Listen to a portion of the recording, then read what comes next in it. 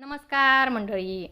Star प्रवाहावरील लग्नानंतर होईलच प्रेम या मालिकेच्या पुढील येणाऱ्या भागामध्ये आपल्याला असं बघायला मिळणार आहे की काव्या पार्थला म्हणते की जोपर्यंत मी ते विसरत नाही तुमच्याशी बोलणार नाही आणि दारही उघडणार नाही.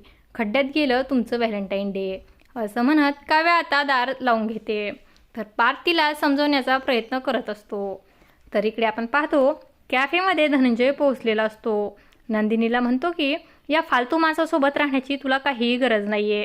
तर नंदिनी म्हणते की माझा हात सोडा, पण मात्र धनंजय तिला जबरदस्तीने आता तिथून घेऊन जात असतो. मी तुझा हात चुकीच्या माणसाच्या हाती नाही देऊ शकत असं म्हणत धनंजय जबरदस्तीने नंदिनीला तिथून घेऊन जातो.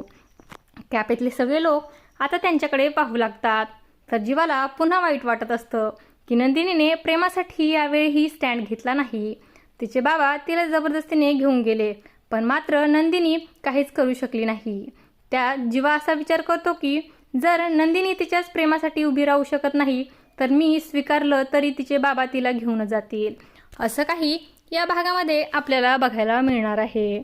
अशाच मालिकांच्या नवनवीन अपडेट्स पाहण्यासाठी आपल्या चॅनलला सबस्क्राईब करा आणि व्हिडिओ आवडला असेल तर लाईक आणि शेअर करायला विसरू नका.